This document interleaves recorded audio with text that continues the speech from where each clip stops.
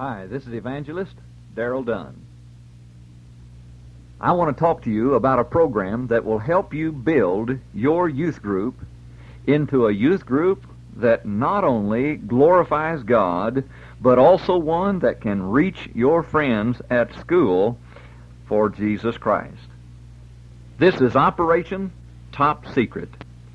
This is a program that we have found by personal experience as well as by sharing with others and watching them take the very same ideas and principles and put them into practice and literally come up with a program that glorifies and honors God. Now, I want to encourage you that there is nothing on the face of this earth that will really help your young people's group to grow any better than these simple, basic principles that we're going to share with you now. Now, anytime you want to do something for God, please remember that there's always going to be a price on it. It's always going to cost something to do what God would have you to do. But any person that wants to reach other people for Jesus Christ realizes that there are certain conditions that have got to be met. And even in building a youth group that is successful, growing, and glorifying God, then I'll guarantee you those same conditions have got to be met. Now, let me first of all tell you the story of how this program first originated. Years ago in Oklahoma City, Oklahoma, we had a youth group, and that youth group at the time consisted of 6 teenagers. And 6 teenagers gathering together on Sunday night for training union. We had a normal training union, just like any other Baptist church. And in other words, it wasn't worth shooting, just to be honest. We had the quarterlies. We used the quarterlies back then, and it was kind of a miserable affair. And most of the times, we more or less read our parts just to, so to speak, get them over with, and nobody studied or anything. And it was just a horrible deal. And this went on for several weeks and really, I guess, even for several months and years.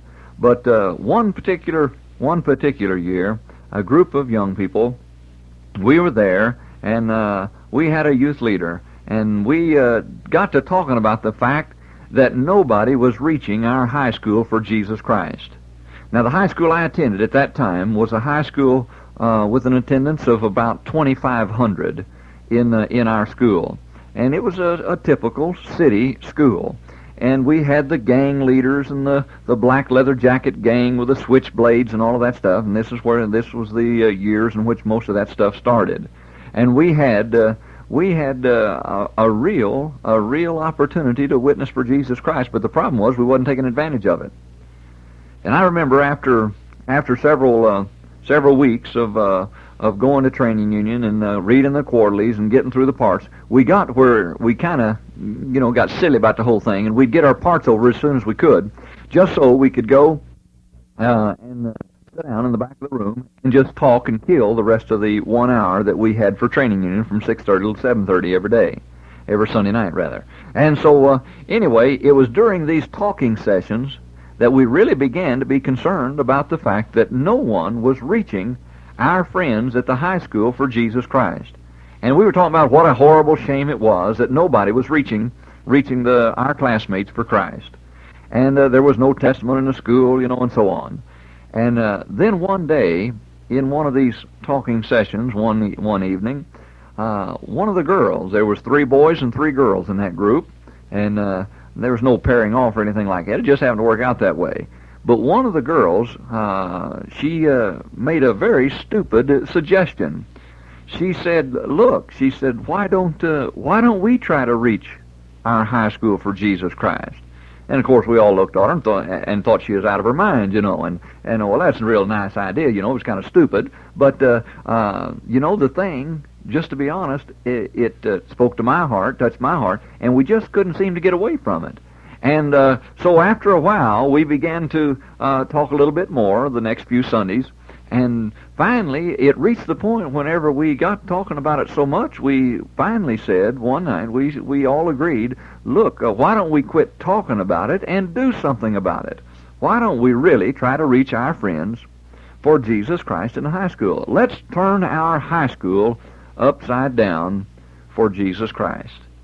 Now, our pastor had given us a man to work with the young people, and he did a tremendous job. He was a tremendous guy, an easy guy with working with young people. He's easy to get along with, and he could become one of the young people at times. But then there were other times whenever, brother, he was all seriousness, and he knew when we ought to be serious and when we ought to be kidding around and so forth.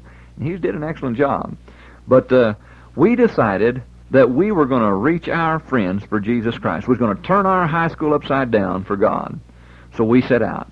And what we did, we elected officers and everything, and we threw out the quarterlies, and we decided that we'd get rid of all of the falderall, and all of that stuff that was dull and boring, and we were going to change the youth group completely. We took away the name training unit. We got rid of it. We started calling it Youth Time. This is what we decided to call it. We'd call it just Youth Time. And from 6:30 until 7:40, till 7:20, we had 50 minutes for youth time every Sunday night. This was the plan. And we laid out the plans, and we picked some officers, and we picked 5 officers. Now, remember, there were 6 young people in the group. And we would have picked 6, but one of the boys, he could care less about the whole thing, and the only reason he went was because his mom and daddy made him. And so he didn't want to be an officer. He didn't want to do anything. So that's all right. We went ahead and let him be, so to speak, become our congregation, our audience, and had an audience of 1.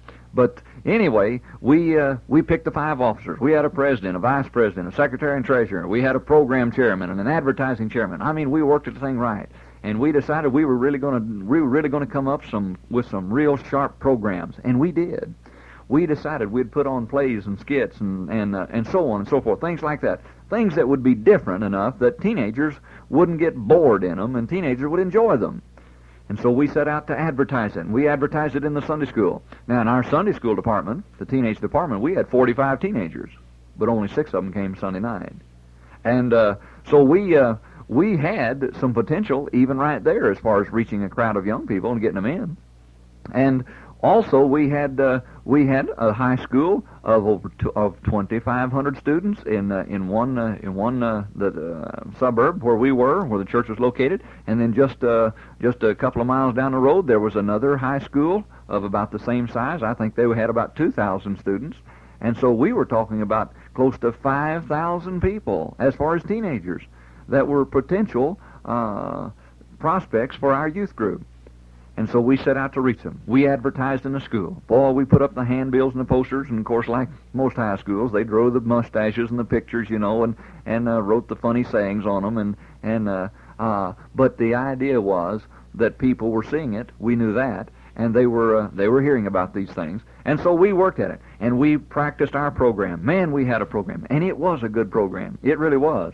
And so we figured, this is it. Boy, the next Sunday night, our first Sunday night, we had made the plans, advertised it at church, advertised it at the school, invited every friend we could think of, and really spread the word around, sent out letters, made telephone calls. We did all of it. And then came the big night. And boy, with anticipation, we prepared for the program that night, and at 6:30 we started the service, and we began the youth time, the first official service of youth time. And we were unbelievably amazed because that very first Sunday night, we were able to give our program to a grand audience of 1 person. Yeah, that's right. It was this kid that could care less about the whole thing. And he wasn't even impressed with the program. He didn't think it was that good. It really was a good program. But we couldn't figure out what in the world went wrong. And so we just more or less used that time to practice our program. We went ahead and went through it. And to show him, we figured, well, an audience of 1, he's got 1 mouth. Maybe he'll go out and tell somebody, hey, it was pretty good. And so anyway, we went ahead and gave our program. And then we sat down afterwards and we started talking again. And we thought, well, what in the world went wrong? How come nobody came? Why didn't it work? And our youth director very wisely began to point out some very simple things. He said, well, let's do it by a process of elimination. And so we began to talk about what we had done and whether or not it was right. And all the efforts we'd put forth with the advertising, and advertising in the Sunday school, advertising it in the schools with the handbills and by word of mouth, the letters we'd sent out, the phone calls we'd made, all of these things were right, and all of them were good ideas. but why didn't it work? And so he began to say, well, all right, now we've looked at the things that we did. Maybe he said we ought to look at some things that we didn't do. Let's try to come up with some ideas of things that we didn't do. And do you know what he finally led us around to? He led us around to the simple fact that that we didn't change our standards. Now, you see, back in my day, and I don't want to go into too far just about how many days ago that was, but when I was a teenager, as a matter of fact, I can remember the first rock and roll record that ever came out. It was a rock and roll record by Bill Haley and the Comets called Rock Around the Clock. And oh, that was big stuff. Matter of fact, I remember Elvis Presley's first television broadcast. And all of them, man alive, that was the days of the beginning of rock and roll music. And but I remember in our day, you see, we didn't have hippies and long-haired weirdos and a bunch of weird beards like you got today. We didn't have guys that looked like girls. Back there, if a guy wore bangs, he was considered to be a sissy. And for what it's worth, as far as I'm concerned, still is. But the fact of the matter was, we had what we called in our day a cat, a cool cat. Man, he was cool. You said, what are you talking about, a cool cat? Well, cool cats, these were the guys, the fashion of the day was to not wear long hair, you know, and the multicolors and all the mod fashions as we've got them today.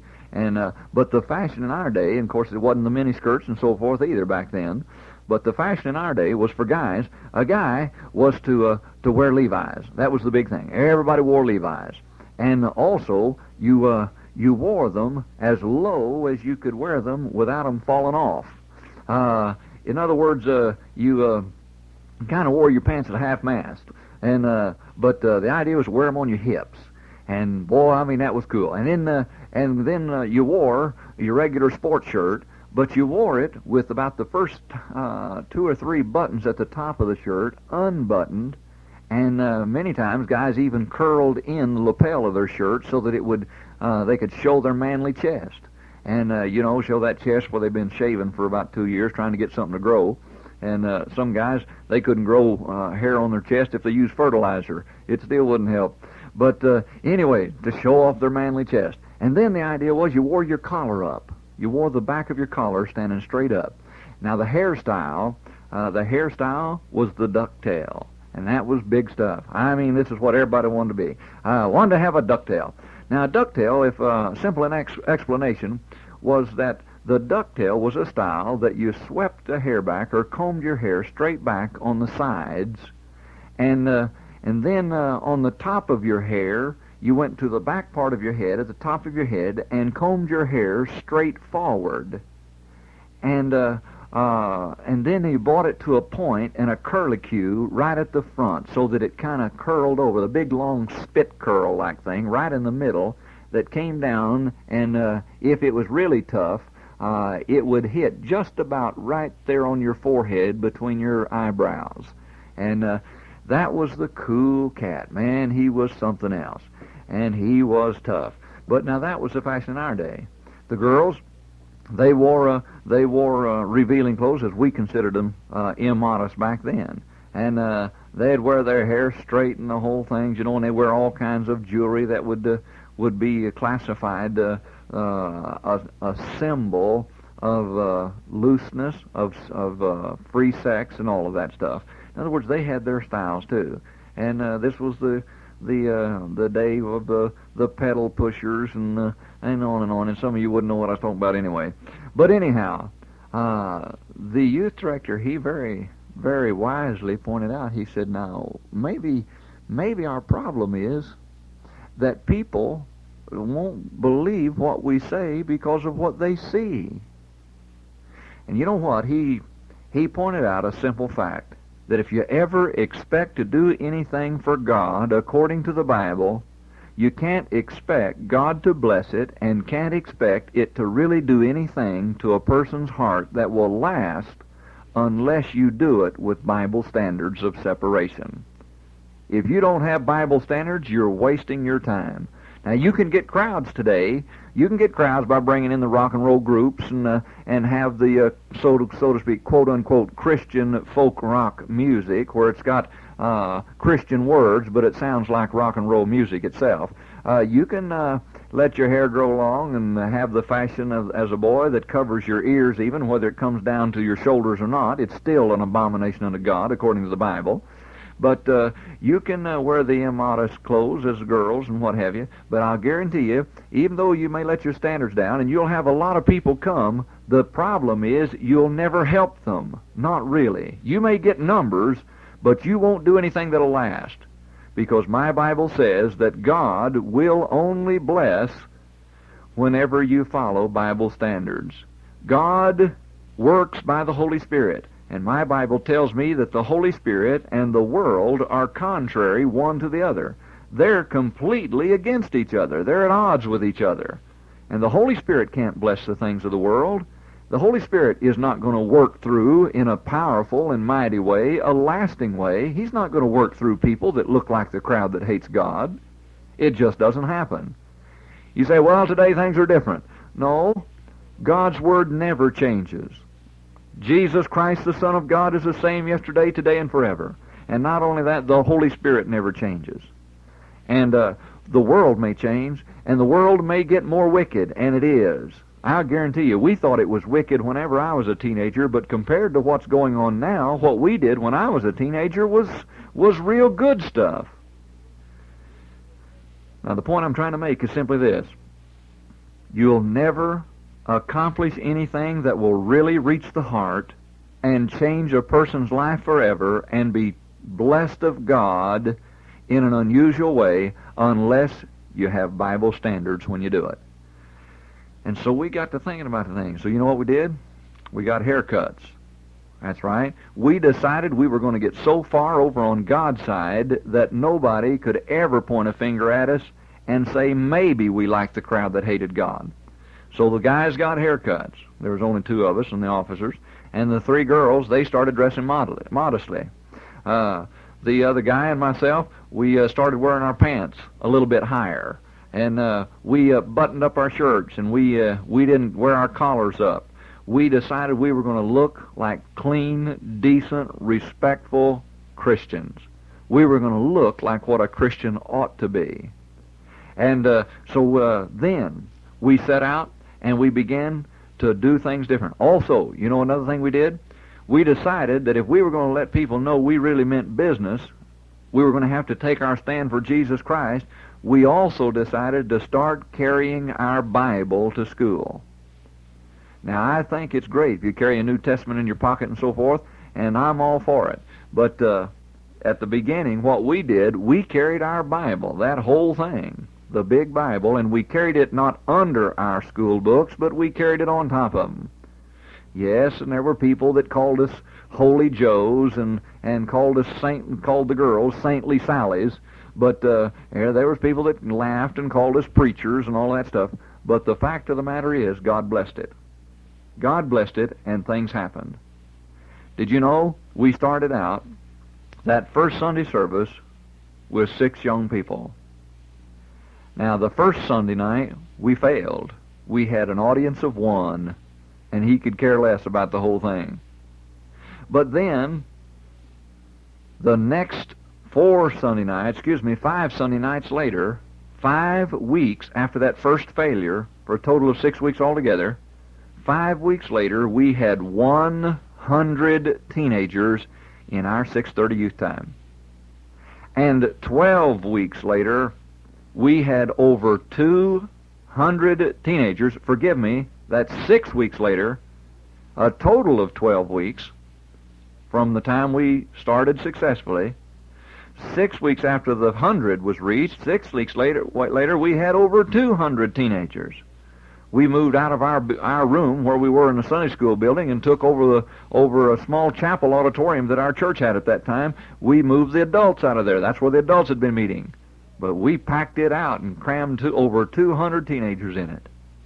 As a matter of fact, it reached such an unusual proportion as far as growth in attendance and was really changing lives, so much so that other churches in Oklahoma City, Oklahoma, where this happened, in the city where I grew up, other churches in the city of Oklahoma City, they sent their youth directors and their young people, the teenagers that were the head of their youth groups, they sent them out on Sunday night just to sit in on our 6:30 youth time to find out what in the world we were doing that was causing such a stir in Oklahoma City, because all the churches heard about it. Fact,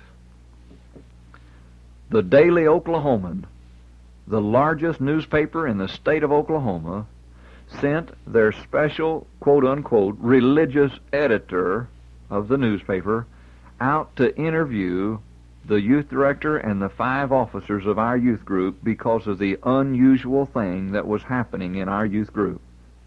They really, really played it up big. I mean, you talk about big stuff. That was it. Everybody was hearing about what was happening at our church. Now listen, again I repeat, it couldn't have been accomplished without standards. Now there were certain things that took place in order for this to happen. Now we set the standards, and then secondly, we worked at it, and thirdly, we got excited about it. Enthusiasm is an unusual thing. One of the key words in working with young people is enthusiasm. Everything you do ought to be enthusiastic. Everything you do ought to be, if it's not, it ought to at least sound like it's the biggest thing that ever happened on the face of the earth. Get excited. Get young people excited. Get yourself excited, and you will get young people excited. And just work at it as though you didn't have any more time to work at it at all. And, man, I'll guarantee you, God will bless it. God will bless it, if you'll mean business like that. Now, as I said, we had an unusual thing. We literally, within a matter of months, every young person in our high school knew about the youth group at our church. Every young person in our high school that first year was contacted. 2,500 students were contacted either by person, by letter, or by phone call, and in some cases it was all 3. Other cases, just 2 of those things. But we worked at it. We worked at it. Now listen to me.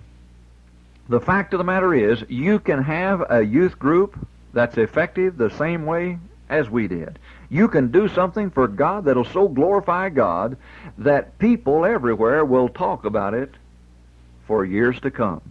And they still do. They still do. Listen to me. We have given the principles that we're about to give you to other young people's leaders, to youth groups, to even full-time youth directors.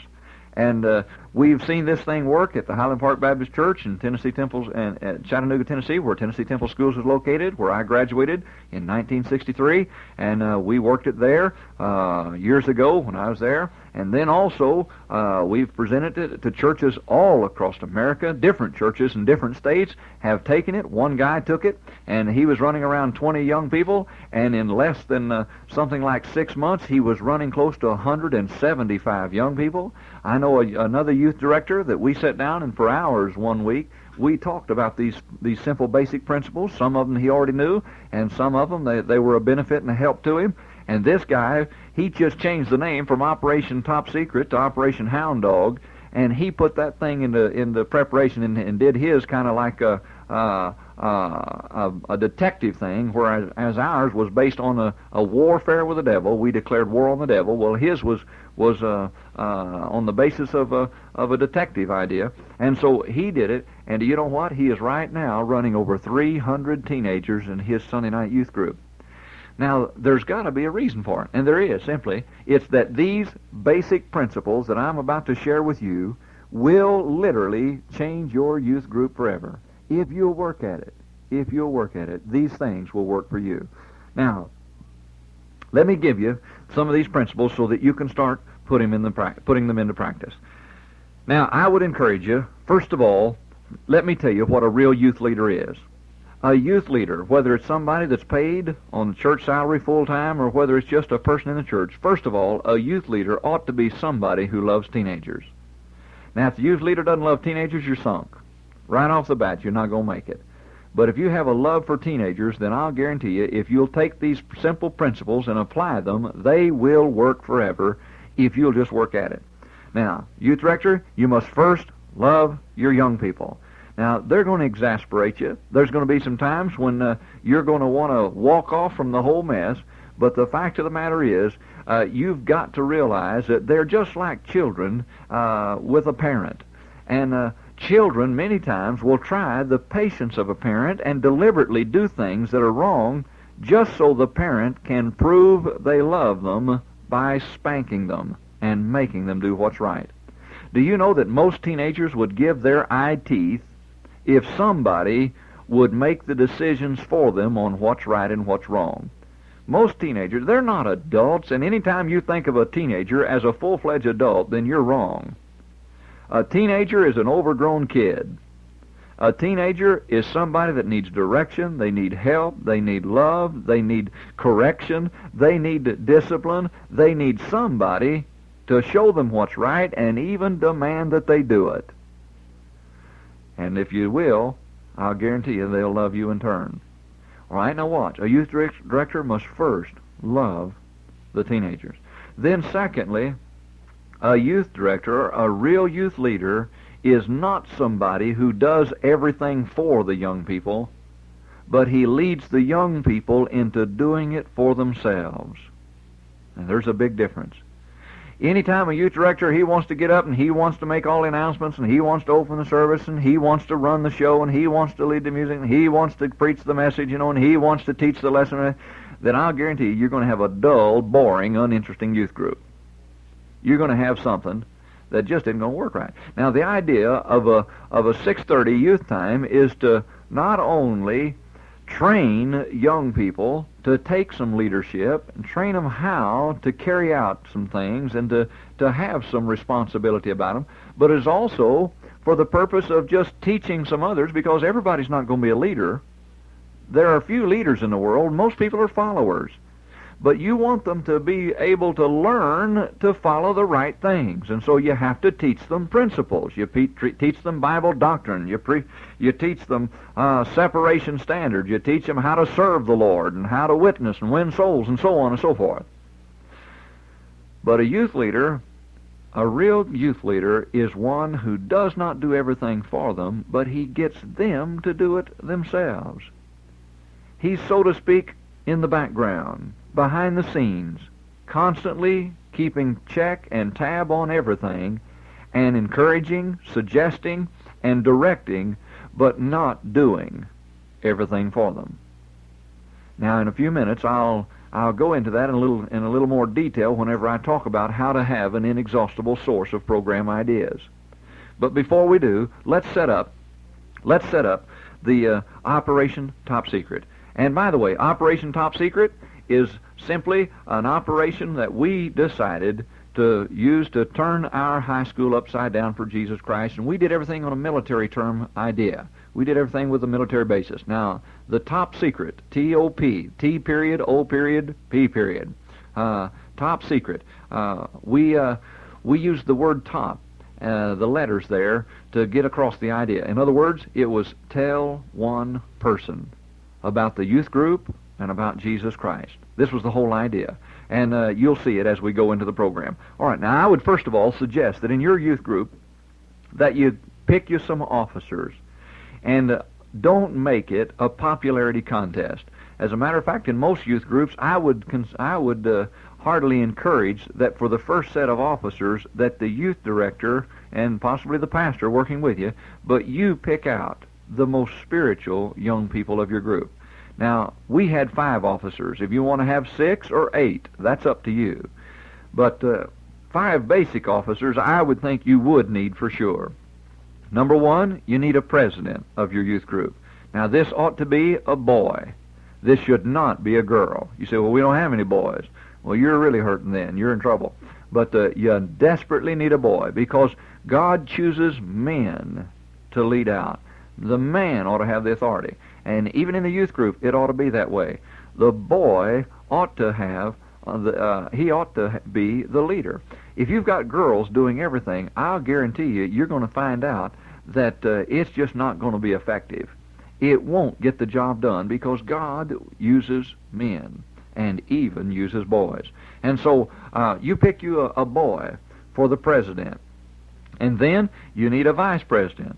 And the vice president, just to be honest, I would encourage you that that the vice president ought to be a boy as well.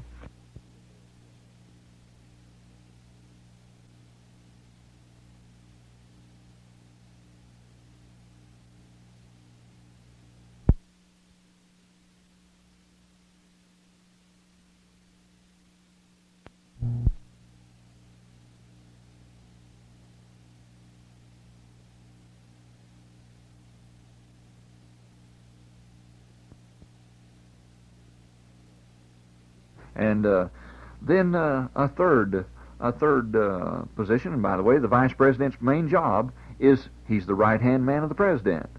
He works hand in hand with the president, and they work together. Also, the president, for instance, is the host of the service, of the youth time. And then the vice president, you can make him part of the program, maybe like a song leader, and he can help carry out the program and so forth during the actual youth time from 6:30 until 7:20. And but anyway, you need a president, a vice president, and then a secretary-treasurer. Now, secretary-treasurer, fine. I think it ought to be a girl. Just to be honest, girls they can take notes better, and they usually are very organized, and they're very trustworthy concerning money and things like that. And so I would get you a secretary-treasurer as a girl. Now, a program chairman. The program chairman can be a boy or a girl, either one you want. But usually most churches are going to have more girls, and so here's another good office that you can have for a girl.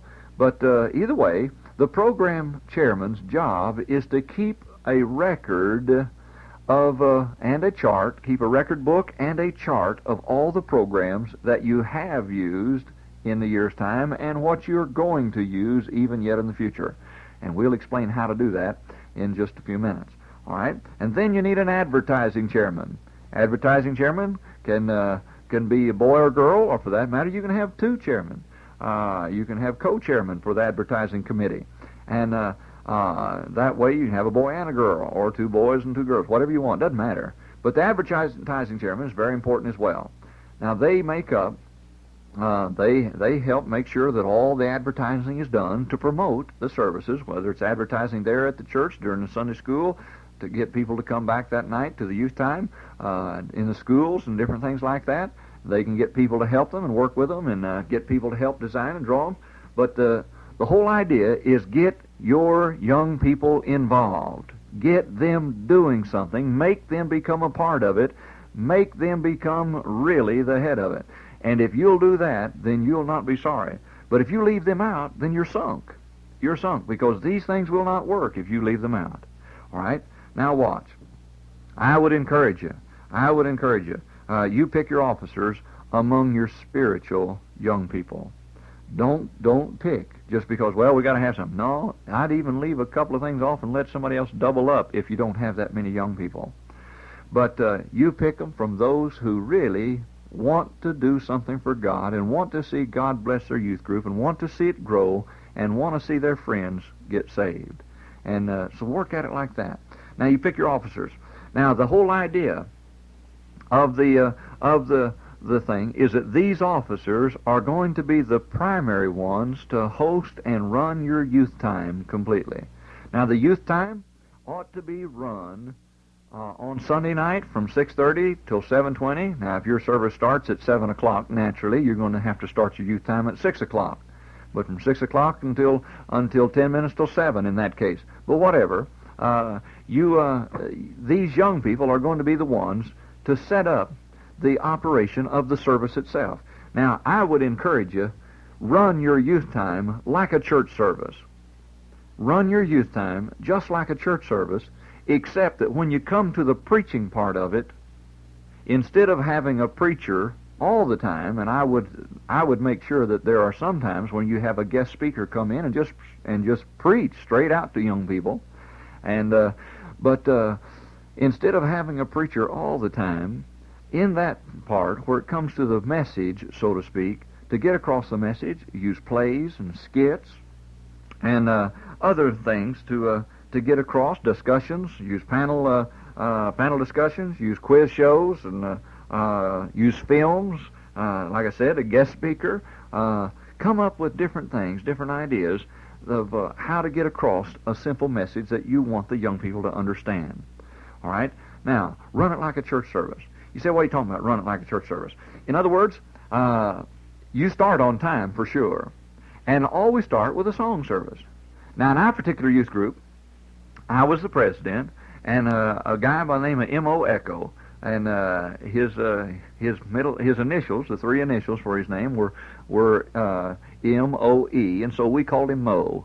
And old Mo, he used to lead the singing. Now, I at the time was 17 years of age, and Mo was, if I recall, he was not quite 15. I think he was 14 years of age.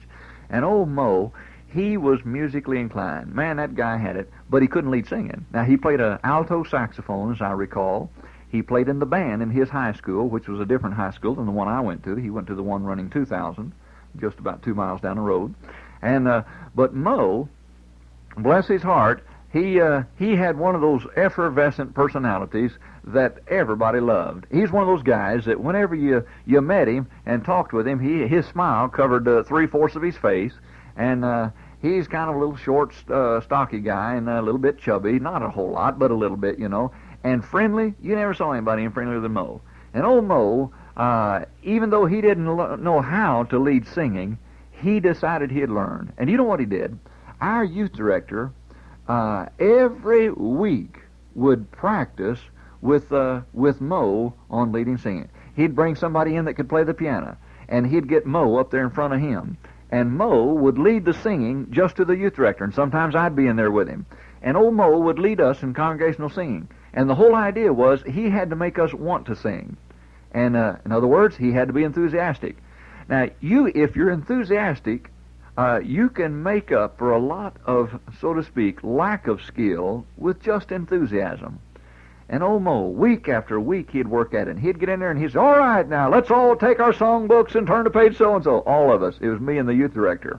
And he'd say, okay, let's all stand and sing so-and-so, and really sing it out, And man, I mean, he'd work at it. And then he'd really get them to sing, and they're real lively singing, And he'd get us to sing choruses and so forth. And old Mo just worked at it. I've seen him sometimes after he really got the going on it. He'd kind of improvise. And sometimes when the crowd got big and we started running over 100 young people, I've seen old Mo grab a chair and jump up in a chair there in the front of the room where we had our sessions.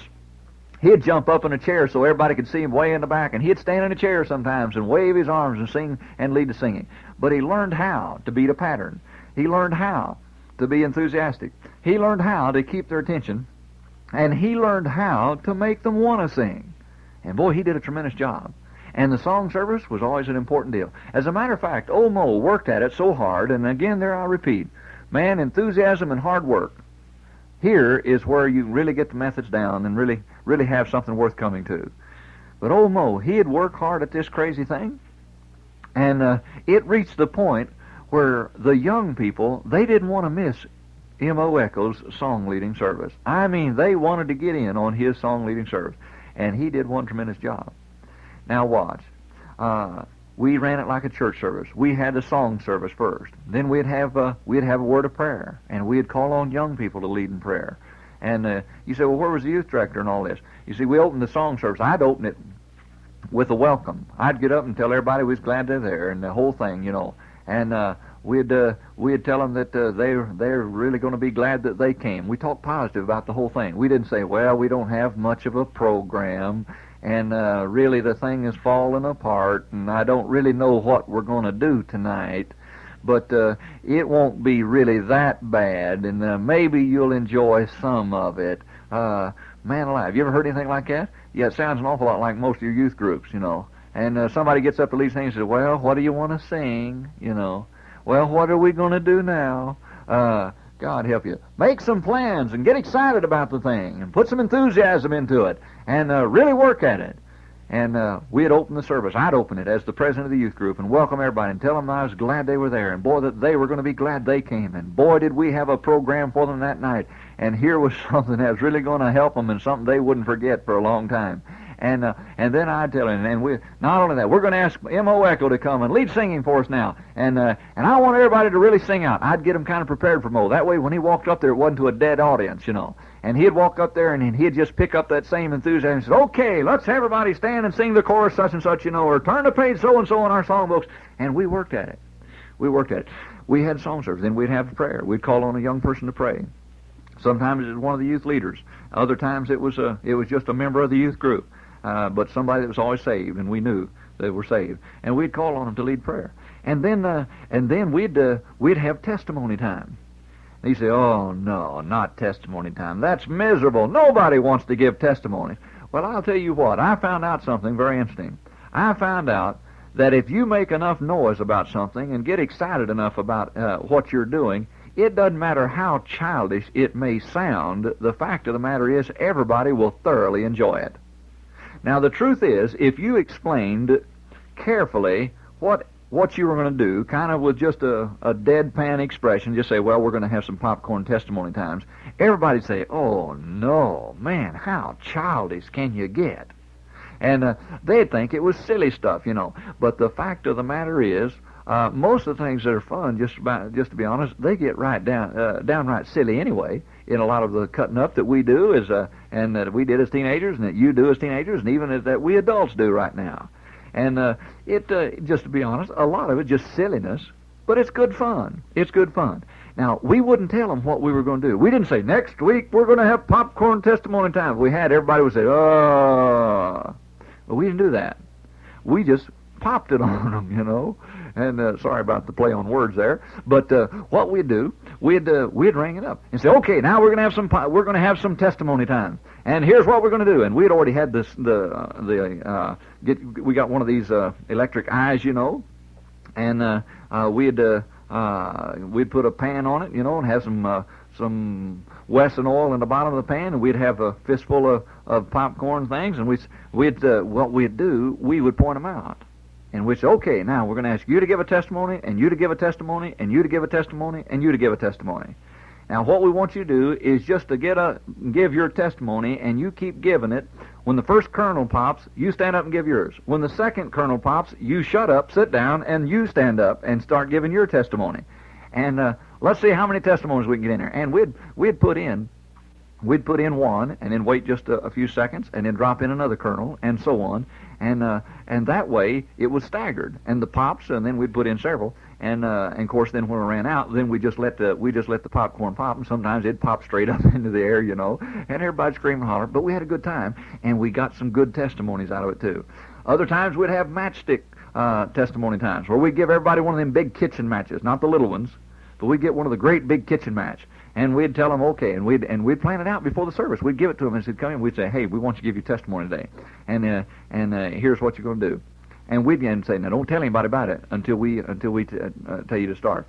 And so then we'd give them the testimony. We'd give them the matchstick. Say, okay, you get up and strike your match, and you got to give your testimony as long as that match burns. And you see how much of the match you can get burnt, and so.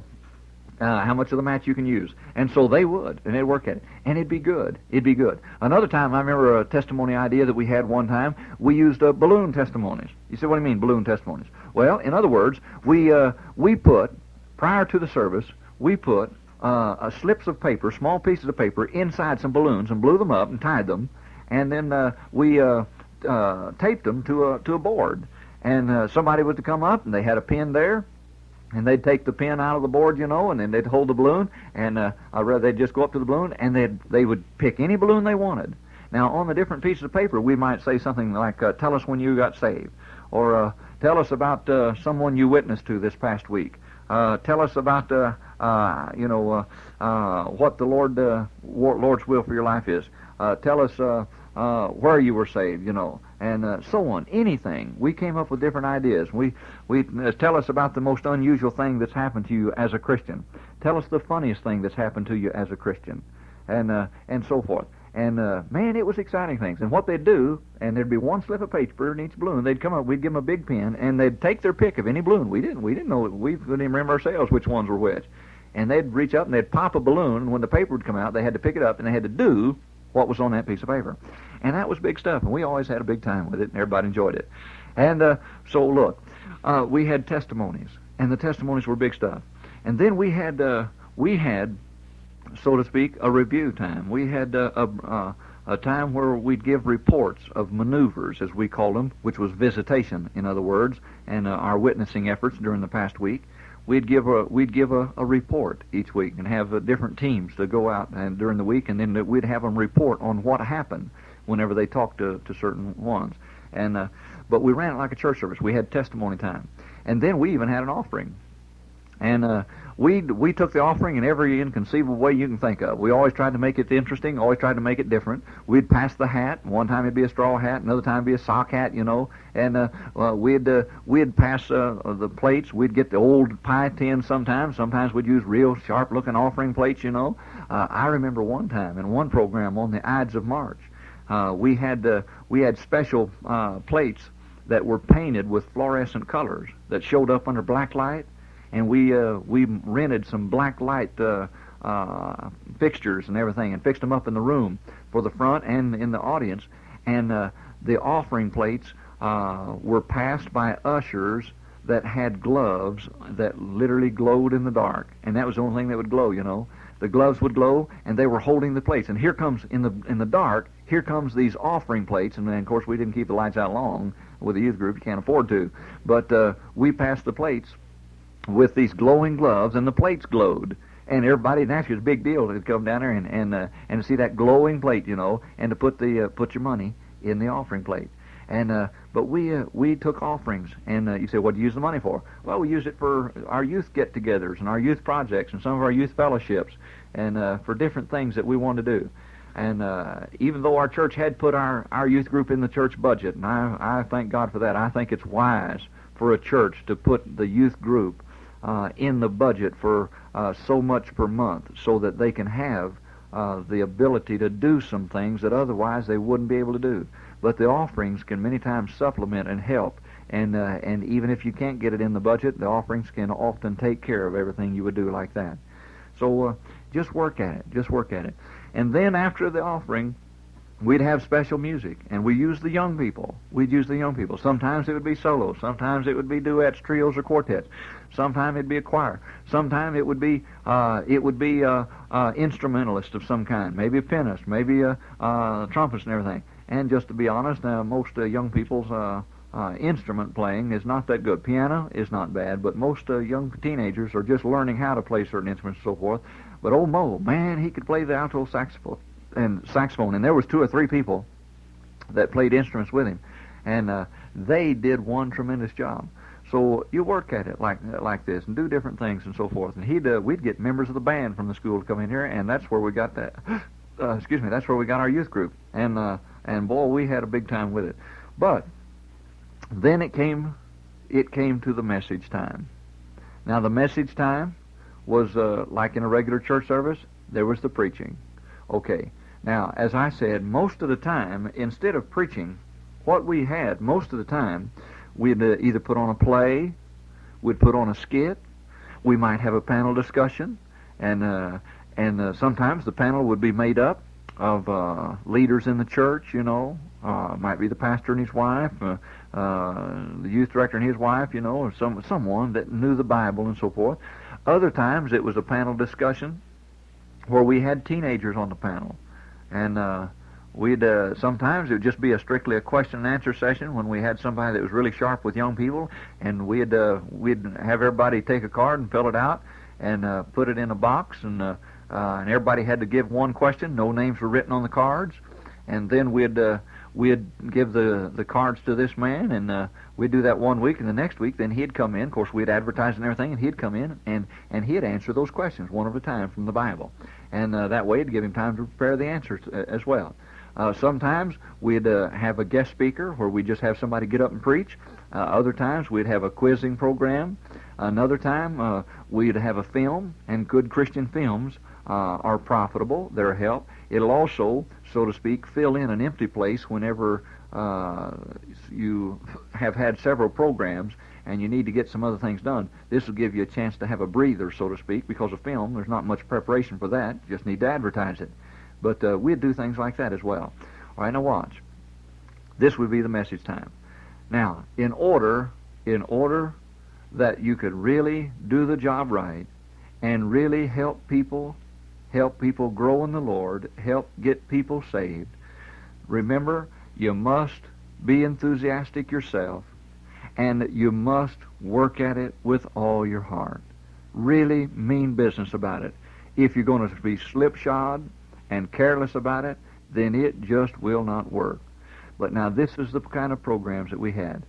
We had the officers, and the officers, for the most part, they would put on the programs. And many of the plays, it was strictly the officers. And then maybe what we would do over a period of weeks, we would try to encourage others to get in on the program. And we'd invite some others to participate in the programs. Of course, the programs were good. Now, you've got to practice in order to make them good. And it's not some little last-minute thing. No, you practice the week before, and on some programs they're so big and so important, you practice 2 or 3 weeks in advance, and for a big program like we'll talk about in a few minutes. But you work at it and try to get as many young people involved as you possibly can. But see, if you get them involved, you can get them involved in the singing, you can get them involved in the testimony times, you can get them involved in giving the offerings, you can get them involved in participating in the program itself, and of course, there again, you want to use young people that are spiritual, young people that have standards, young people that are separated from the world, young people that want to do something for God. And so you work at this. Now, you've got to cultivate some of these, and some of them you'll have to encourage them. But the fact is that you can get young people involved if you'll just work at it. All right. Now, let me tell you, probably one of the most profitable things I'll tell you during the whole this whole set on Operation Top Secret. I'm going to tell you something right now that is worth its weight in gold. Because one of the biggest problems that any youth group has is where to get program ideas. Now, if ever there was a problem with youth groups, it's simply the fact that they run out of ideas. And after a while, they don't know what to do. I'm going to tell you right now how to have an inexhaustible source of program ideas. Now, if you're a youth director and you're listening to this thing alone, I would encourage you to get your young people, get your officers, and have a special get-together with them, maybe on Friday night and even on Saturday night. Do it 2 nights in a row, since this thing is 2 hours long. Have 1 hour of it on Friday night, 1 hour on Saturday night. And maybe have them over for hamburgers and have a hamburger fry or something. But the officers work hand in hand with the youth director or the youth leader. These are the ones that are, so to speak, really going to make this thing work in your church. And so you want to get them, so to speak, sold on this thing as well. Let them listen to this tape. Let them get excited about what can be done, because it will work if you'll work at it. And you let me help you sell them on it. And young people, I would encourage you, those of you that are listening, I would encourage you, God help you, really get excited about this thing and work with your youth director and work with your youth leader. Now, he's going to make sure that everything is scriptural that you decide to do and all the plans laid out. He's going to keep you on the right track, and he's going to help you think and so forth. He's going to help you come up with ideas. But work together, and remember the purpose and the goal is to, number one, to help Christians who are already saved grow in the Lord and have some Bible standards and become useful for God after they become an adult, because of being useful right now as a teenager, but also to reach teenagers for Jesus Christ, to get as many people saved as you possibly can. Now, I would encourage you also, youth leader, this program will work as a combination of junior high and high school together. As your youth group grows, if you want to break it in two and have one for senior high and one for junior high, I think it's good. No problem with it. But most groups very seldom ever reach the stage on a Sunday night youth time that so that they can break it up into two. And just to be honest, if it were left up to me as a final decision, I think you'd be wiser to just go ahead and keep the two groups together all the time. All right, but now let me share with you how to have an inexhaustible source of program ideas. Now, the way you set it up is that every Sunday, you'll have to have an officers' meeting. Now, the officers and the youth leaders meet together for at least an hour every Sunday. Now, in our youth group, since the thing started at 6:30, our Sunday night program, youth time, was from 6:30 till 7:20 for 50 minutes. But because of that, what we did, we met from 5 o'clock until about 6 o'clock, sometimes 6:15, and then that gave us the other few minutes to help get the program, sometimes 30 minutes, sometimes 15 minutes, depending on how much was necessary to put the program together, and to put props up and get everything set up. And, of course, you can use teenagers that are not in the program, but here's a good way to get other young people involved, just getting them to help you set up props and to bring things in that you're going to need for the program, and to get the stage set at the front of the program, at the front of the room, where your program's going to be held, and just different things like that. Also, I would encourage you, if possible, if you can get a room where you can string up a curtain, so that you've got a curtain and with the stage area behind you, even though it's on the same level as the room. There's no risers or anything. It's not higher. It's not elevated. Still, that curtain there will help you. Sometimes you'd need the curtain. Sometimes you wouldn't. You just leave the curtain open all the time. But whenever you wanted to close it and set up your props real quick, then they could do it. Now, some things you'll need to set up at the beginning of the service. Sometimes you'd have to wait and set them up after the song service and so forth. But you can get other young people, anybody will come and help you, and that makes them feel like they're having a real part in the program and in the youth group. And always encourage them and brag on anybody that does anything. That way, you'll guarantee that they'll be willing to help again. And so that'll work. All right. Now, how to have an inexhaustible source of program ideas? Have you an officers' meeting. We met from 5 o'clock until 6 o'clock. And sometimes run over just a few minutes. But this gave us plenty of time to get the program ready for the rest of the evening. All right. Now, in your officers' meeting, the only one there is the youth leader and possibly his wife. She's working with the young people as well. But the youth leader, it's not necessary that his wife be there, but the youth leader and the officers. Now, in this officers' meeting is where you plan the programs and encourage each other about doing the job that needs to be done. Here's where you plan the programs for your youth group. Now watch. There is no way in this world that you're going to make a success unless you follow what I'm about to tell you. Because if you do not use some organization about what you're doing, then the thing will become slipshod, and after a while you'll lose interest in it, and it won't be effective, and people will know that it's just not what it ought to be, and consequently you'll hurt yourself. So if you want to really do something and do it right, then make sure that you have this special program for setting up the special meeting for setting up the programs that are going to take place for the next 4 weeks. What you'll want to do is plan your program in advance for the next 4 weeks. Now, in order to set this thing up, your program chairman needs, number one, a book. Now, it doesn't have to be anything fancy. For that matter, it can be a spiral notebook. But you need a book so that she can keep a record of everything that you've done with a date on it and the whole thing, and who participated in the program and what the program was and what happened. And I'd put down, and by the program I don't just mean just the message part, but I mean even the whole song service, anything special that you would do in the service. But if it's just a normal song service and welcoming and checking on the visitors and getting visitors cards filled out, and by the way, it's one thing I failed to mention, you do want to get visitors cards filled out in each one of these services, and taking offerings and stuff like that, and testimonies. Okay, you can keep track of what kind of testimony time you use each week, so that way you don't reuse them too soon, but they can be used over and over again with some space between.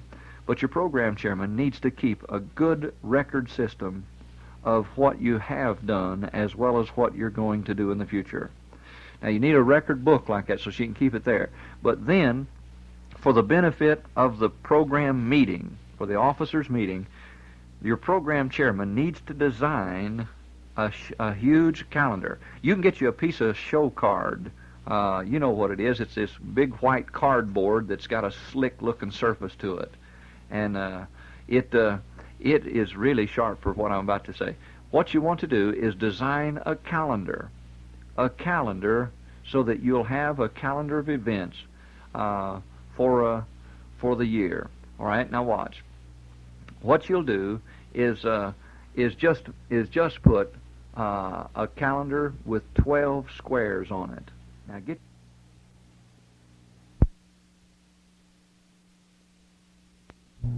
get your show card and make it a big one, something like maybe 3 feet by 2 feet or 3 feet by 3 feet for that matter. But get something big so that it can be propped up and everybody can look at it in the officers' meeting and look in each box and see what they did in the past as well as what they're planning for the future, so you can keep it before their minds and their thoughts and keep their attention on it.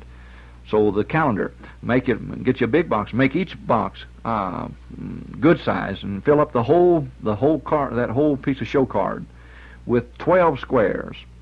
And now that 12 squares, you'd have 4 in a row, because normally, and of course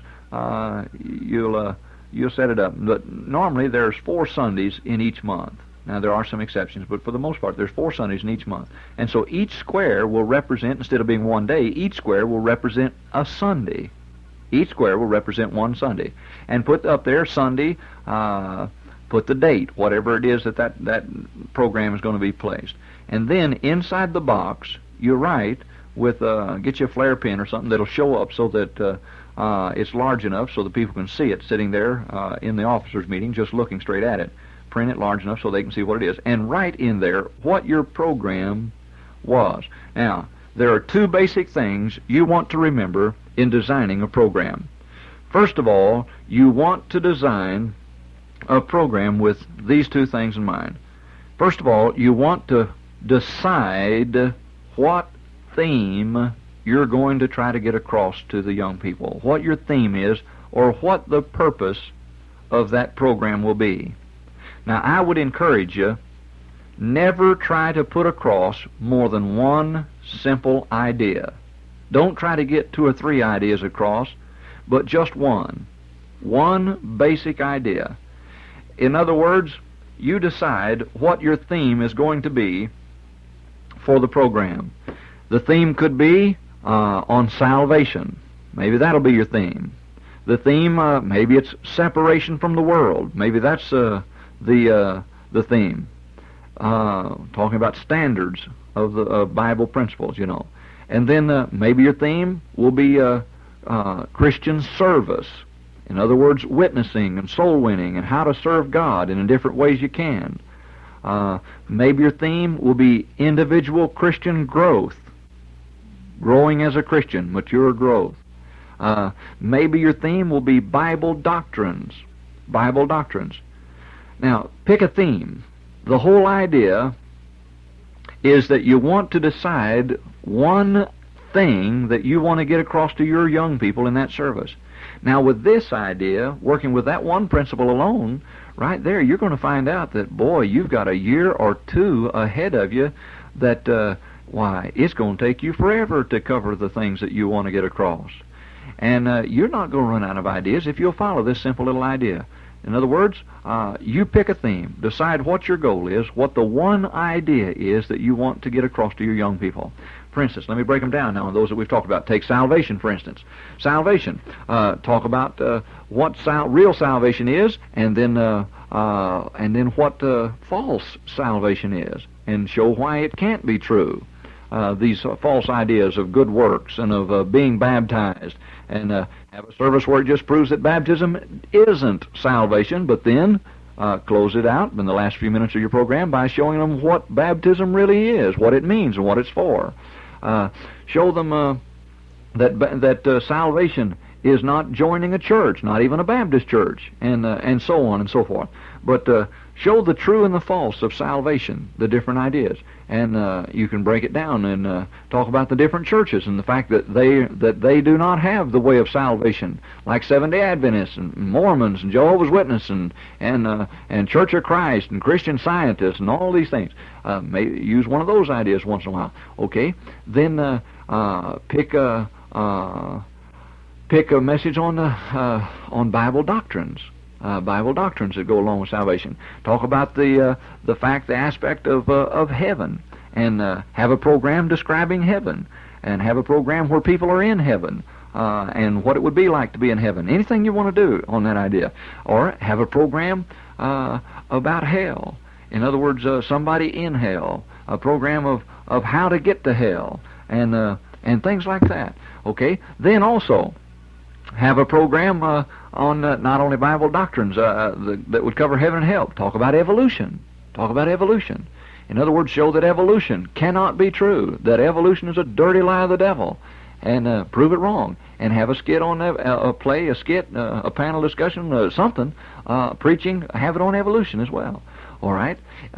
Things that are problems in controversy in your school and in your youth group and with teenagers in your particular area, the things that are real problems, those are the things that you want to talk about and you want to get across as to why they're wrong or why they're right, whichever the case may be that you're trying to prove.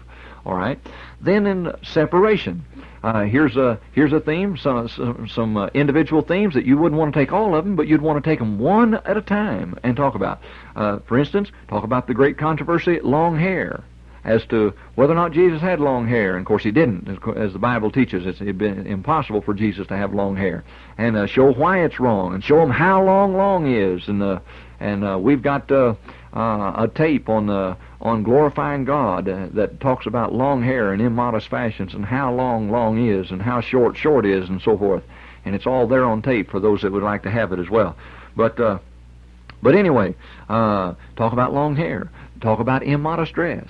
Talk about short skirts and shorts and pants, and the fact that women are not even supposed to wear pants. It's an abomination unto God for a woman to wear anything that's masculine. As well, it's an abomination for God for men to wear anything feminine. Do you know it's just as much a sin against God for a man to wear something feminine, a dress? It would be just as much a sin against God for a woman to wear pants, rather, than it would for a man to wear a dress. And you can argue all you want, but the key category in Deuteronomy chapter 22, and verse 15 is simply masculine and feminine. That's the difference. God says don't wear anything masculine as a woman, and don't wear anything feminine as a man. Okay, have a whole program on smoking, and why it's wrong, and talk about the physical aspects as well as the spiritual sin about it, and how that it'll damage you and it'll destroy you and it'll kill you. Because see, teenagers, man, they're in the impressionable years, and there's a lot of your young people that are sneaking around and doing some of these things. So have a whole program on smoking. Have a whole program on drinking. Have a whole program just showing what's wrong with it and why it's foolish and why it's stupid, and come at it from the humorous point as well as the serious. Have a whole program on drugs, what's wrong with drugs, and drug addiction and so forth. And really, make the thing sharp, make it informative, and get you some facts and figures, and be able to back up what you say and so forth. Have a thing on movies, what's wrong with the movies, and why a Christian shouldn't go to the movies, and why you ought to stay away from those places, and even watching some movies on television, why it'd be a sin against God to watch some things on television that you're too good a Christian to go watch in a theater, and so on. Have a thing on dancing. Have a program on dancing, why it's wrong to dance, and so forth. In other words, take it apart one at a time. Here's some separation, and that's just 1, 2, 3, 4, 5, 6, 7 things I've mentioned, and yet there are many other things of separation that really you can use. I didn't even mention the fact that you shouldn't run around with a crowd that hates God.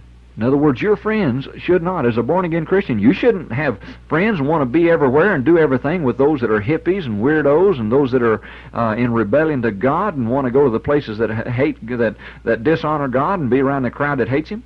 Talk about even your company, who you fellowship with, and who you should and shouldn't fellowship with as a Christian, and why, and all of that. Okay, So there's just a few ideas. Talk about Christian service, witnessing, how to witness, why you should witness, where to witness, and when to witness, and how to use some tact and common sense about it, and how not to be stupid about it, and so forth. And talk about witnessing and soul winning. Talk about Christian growth.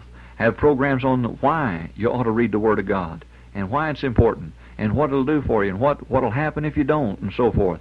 You ought to talk about why you ought to be faithful to church, and why you ought to be in God's house, and not just Sunday morning, but Sunday night and Wednesday night prayer meeting and revival meetings. Teach these things. These are Bible truths, Bible principles, and they need to be taught. We wonder why some people grow up as teenagers and never are faithful to God's house. It's because they're not taught that. They're not taught it.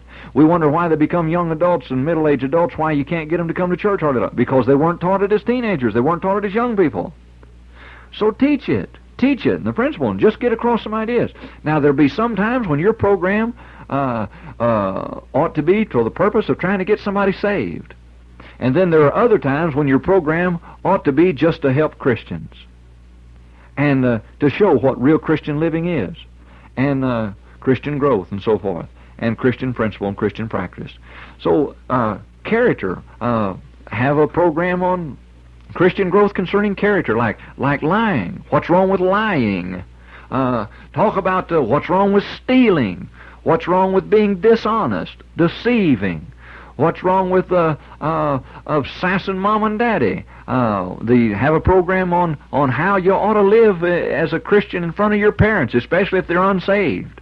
And what's your reaction, how you ought to live around brothers and sisters, and how you ought to help around the house. All of that stuff.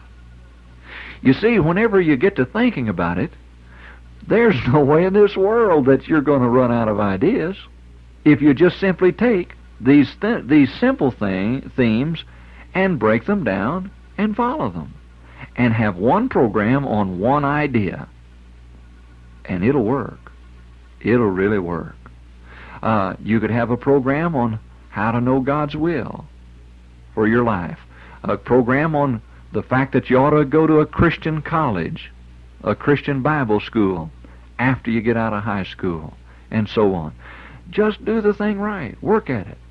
Okay, now the first thing you want to do in setting your programs up, and I would encourage you, use a room with a blackboard, because as you begin to write these things down, not only should they be written down on in the book of the secretary as she takes notes, or rather as the program chairman takes notes on the program itself.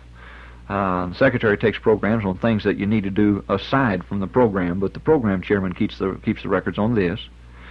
But not only should you keep records on the program and its ideas, but you ought to keep records. You ought to keep the thing on the blackboard up in front of you so that you can eliminate the things that you want. In other words, you decide, set them all up there, but you'll never forget them because you're also making a record in the chairman's book, the program chairman's book. So you'll always remember some things that was suggested but have not been used as yet. But on a blackboard, the youth leader stands up there and he writes. He says, "Okay, let's put down the ideas of the things that we want to try to get across, and let's decide what program we're going to get across." Now later on, you can just read them straight out of the book, and you can think about them. But here they are, a whole list of them, and just even taking the list I've given you is giving you a big start. And there are many, many more things that, man, I don't have time to mention. All right? But you set the program ideas. In other words, you decide, first of all, what is the one idea that we want to get across in our program this next week, and the week after, and the week after that, and the week after that. Because you want to plan your programs. Listen to this, this is important. You want to plan your programs 4 weeks in advance. 4 weeks in advance. Now, next week's, every detail ought to be completely worked out on this Sunday afternoon for the following Sunday. Every detail ought to be completely worked out for that next week's program, and then the next 3 programs, for a total of 4 programs in advance. The next 3 programs ought to have varying degrees of preparedness. Now, the one 4 weeks away, Maybe all you need is the idea of what you're going to try to get across to them, and then how you're going to try to get it across to them. But you plan your programs 4 weeks in advance. Now, of course, the program you're going to put on that night, as you have the officers meeting on Sunday afternoon at 5 o'clock, the program you're going to put on that night, it's not only prepared, but you've got the props and everything ready to go, and everything's been brought in, and you're ready to put it on. And as soon as you get through with the program, with the officers meeting, you're going to go in and start getting everything lined up, so your program will go off just like it's supposed to. All right? But plan your meetings 4 weeks in advance. See, that way you can never reach the place where you'll end up saying, well, what are we going to do next week? Or even, well, we just don't know what we're going to do tonight. No, this way you've always got a program. And each week, as you have your program, always add on a fourth idea for that program. And as each program draws closer, work out the details a little more minutely, a little more detailed, get everything lined up and decided as your program draws near. But the very next week's, each officer's meeting, the next week, 1 week away, that next Sunday, it ought to be completed for sure and ready to go. And I would even encourage Sunday, it ought to be completed for sure and ready to go.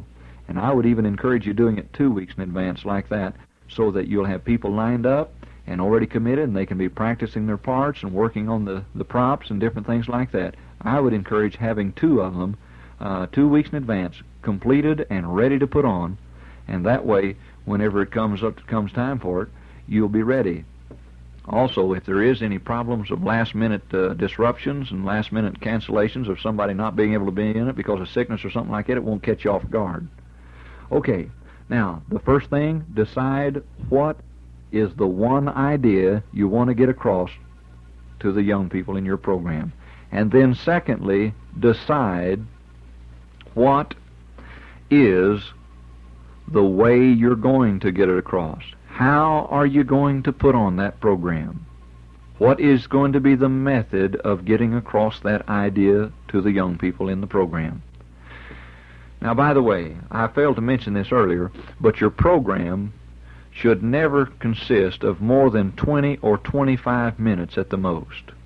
That's plenty. That's plenty of time. That way you've got if your program starts, your youth time starts at 6:30, you say you can go from 6:30 with all of your preliminaries for your singing, for your welcoming of the people, and getting your visitors cards and taking your offering and having your testimonies and having special music. You can take from 6:30 until about 5 minutes till 7, and 7 o'clock at the latest. But really about 5 minutes till 7 is when you want to do it, because you need to. Sometimes you ought to just take 20 minutes for the first part of your service, and start your program at 10 minutes till 7, because of the time element. Especially if you're going to give an invitation and try to get some kids saved at the end of that program, you need to always work to have a little more time at the end of it. But what you do, you have your program 10 to 7 or 5 to 7. You start your program after the song service and all the preliminaries, and then you put on a 20 or 25 minute program, and then your youth leader. That's when the youth leader shows up. He's there in the room all the time, but he's in the background. He stays near the back, and he greets people and he welcomes everybody and glad they're there and everything. But he doesn't run the show. It's the young people who runs the show. And then at the end of it, he comes up at the close of the youth time and give him about. Sometimes he'll need only a couple of minutes. Sometimes he'll need 4 or 5 minutes, depending on what he's going to say. He'll come up and he'll just tell everybody that he was glad they were there, and that he was glad that they were part of the youth group. In other words, let it be known that he's the youth leader. I mean, he really is, and he ought to be important, and he ought to be known as the head of the whole thing. And he is. But see, he does most of his work in the background, like he's doing here in the officers' meeting. All right, and then the youth leader comes up. You come up and you welcome everybody and tell them you were glad they were here. And wasn't this a great program? Boy, wasn't that good? Now, that'll help us, and so on. In other words, talk positive about everything. And then make some announcements, like, for instance, now we want everybody to stay for church. We want everybody to stay for church. And I'll guarantee you, here's a good way to get some kids saved. We go out and bring the unsaved kids in for youth time, and they'd have a good time there in East Town. Then we'd go in and sit with them during the Sunday night service and walk forward with them during the invitation, and then we'd see them, many of them get saved during the preaching service. And boy, that'll help any church to have teenagers getting saved on Sunday night. But we'd encourage them to stay for church, and we'll say more about that in a few minutes. But not only encourage them to stay for church, but then encourage them about any special fellowship meetings and any special outings and things like that you've got planned for the next week. And now, I'm not going to talk about outings and things to do with the young people like this, because they just don't have time to do it. But you can work up your own Saturday night fellowships and so forth. And I would encourage you, if you don't have something every week, you ought to have something for your teenagers at least every 2 weeks, where they get out together and do something that's in a Christian atmosphere with a Christian purpose, and have a lot of good fun and so forth. But always, in your fellowships even, have a 10-15 minute devotion or message where somebody speaks. Possibly the youth leader would do it then, and or a special speaker.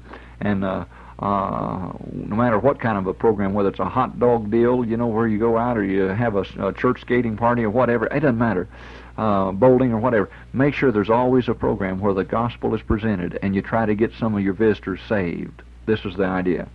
All right, now we want to decide how to get across the program. How to do it. All right, it's very simple. Watch carefully now. Here's what we're going to need to do.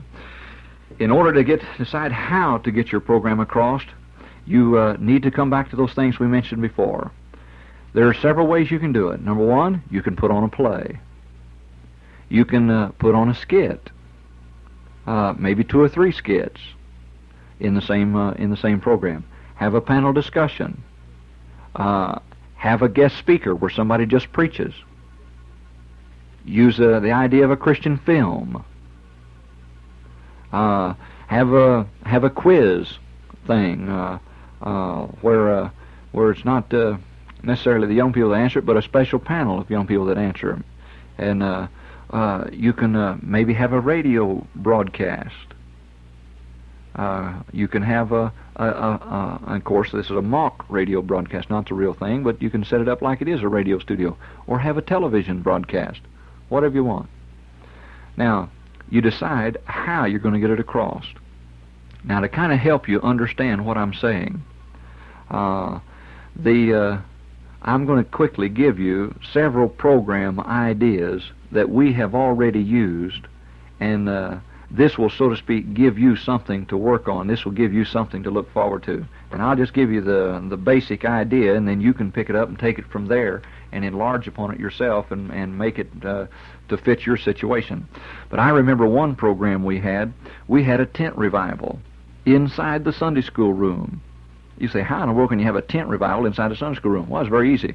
What we did, we got bed sheets, and we tacked them to the ceiling, thumb-tacked them to the ceiling, and made it look like that you were really inside a tent.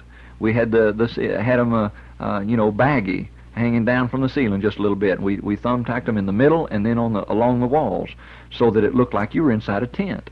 And then also we made a tent covering for the door. In other words, a canopy-like thing where you had to come through a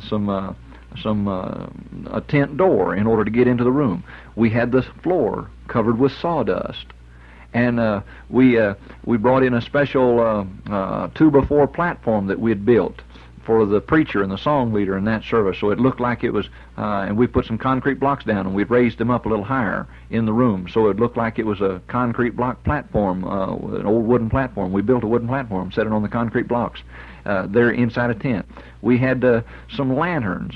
Now, we didn't use them because we used the regular lights, but in one place they made special lantern-looking cardboard fixtures that went around the light but didn't take away from the light. They just put the framework around it, and it looked like there was light bulbs inside old kerosene lanterns, is what it looked like.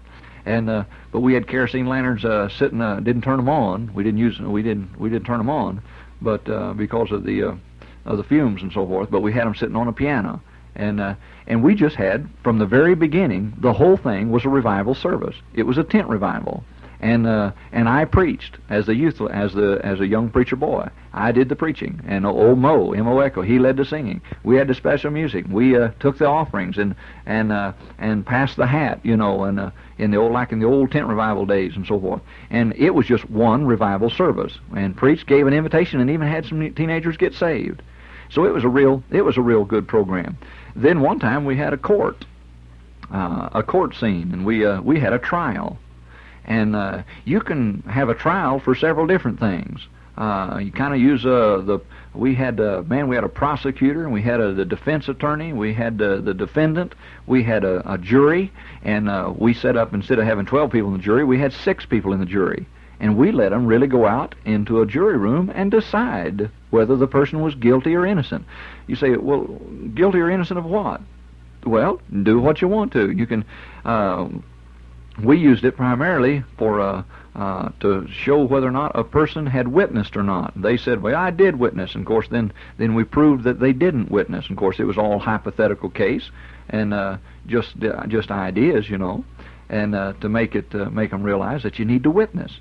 And we had witnesses come in, and they talked about how that they had overheard this guy talking to the kids in the lunchroom at school, you know. And one guy said, "Witness, what are you talking about?" He said, "I watched him whenever he prays in the lunchroom. He doesn't really pray. He drops his fork and leans over to pick us up, and he says something real quick on the way back up, you know." And in other words, make up your own program, write your own script for the thing. But have a trial. And I remember in our trial, we just turned the piano backwards, turned it around with the back of the piano facing the audience, and let that become the judge's bench. And we fixed up a real high thing for him to sit on behind it, and we put tacked a sheet on the front of it so that you couldn't tell it was a piano, and we put flags beside it and everything. It looked like a real high judge's bench, you know. And so you can just use your head, use your own ideas. Here's a thing that we did one time, and it was really good. We had a program where you could hear what people were thinking. Now, the way we did that, with the whole idea, was trying to get across the fact that you never know what people are going to think when you're witnessing, no matter what they say, to try to discourage you and so that they won't be embarrassed in front of their other friends. You never really know what they're going to think when you talk to them about being saved, when you talk to them about the Lord and about coming to church. And what we did, we put up a sheet in the front of the between the audience and the stage area where which was really strictly just the front of the room. And what we did, we got some floodlights, and we had people stand in front of the floodlights, and it cast a shadow on the sheets. And in other words, we used a silhouette idea. And so here would this shadow come on. Of course, people really couldn't tell who it was completely, because we'd have them dress up. We had a football player in one, and a couple of football players, and one guy, they'd come in. The idea, you could hear them walking in, and you could hear them talking. You can see their shadow, and you could see them standing there, and they was talking. One of them was witnessing to the other guy, wanting him to come to the youth time with him. And the guy was. He said, I don't know. He said, I don't have anything to do with that stuff, you know, and everything. He said, I don't go to church anyway. And he just kept talking to him. And then, after the Christian left, you see this football player with his foot propped up on one of the bench, his helmet in his hand, big shoulder pads on and everything. You see him just standing there, resting on his knee with his elbows, thinking to himself, and you hear this hollow-sounding voice. And what we did, we used a PA system through a tape recorder that we got to make it sound hollow, to have an echo to it a little bit. And a voice, and of course it wasn't even the same guy doing the talking. It was somebody else in another room was doing the talking to make it even sound far away. And he said, well, he said, you know, I really got to hand it at old Tom. Old Tom, he may not be the smartest guy in the world, and he's not necessarily the biggest football player we got. But old Tom, I'll say one thing: he don't cuss, and he don't lie. And if he ever tells you something, you can believe him. And he sure seems to be sold on this church. You know, maybe I ought to go. And we'd talk about things like that, and we'd talk about the fact that people are witnessing, and how some people would tell them to leave me alone. I don't want to hear it. And then down deep inside, they'd think to themselves, after somebody else had walked off, a girl would walk off, and her girlfriend would stand there and think to herself, "Oh, I sure wish I had what Sally had. I sure wish I had the courage to be what she is. And oh, I wish I didn't play with the sin and everything, but what'll my friends think if I don't?" And just work at it. Okay? And then another program we'd encourage you to have. Here's one. It's called This Is Your Life. Now, you can have a This Is Your Life for anything you want. You can take it any way you want to. You can make it humorous. You can make it serious. Make it part humorous, part serious. And but always try to get across one idea. This is your life. I remember This Is a Life, and you usually think about some celebrity, and some person that's really been great and all this stuff, and maybe we ought to do it for the youth leader. Okay, nothing wrong with that. But just to be honest, you're trying to help young people, and it ought to be something that has a purpose in mind. And so the theme of This Is Your Life that I would encourage you to use would be sometime have a This Is Your Life, Mr. AA Alcoholic. In other words, have the life of a drunkard. Make some of it funny, but then make sure it's dead serious at the end to make young people realize that, brother, the last thing they ever want to do is start drinking. Have a This Is Your Life, drug addict, and give him a fictitious name, and This Is Your Life, and have an immoral person, a person who plays with sex, and show what it'll do to them, and then make it a horrible thing. And make them realize just how horrible sin's going to end up messing up their life, how it's going to destroy their life. This is the whole idea. All right. Then another program you might have is have a trip into hell. In other words, have a trip into hell and show people in hell and talk about those that have already gone there. Use some Bible characters if you want, and use some fictitious people that live life, and because the Bible says the drunkard, even in hell, he's going to crave the drink.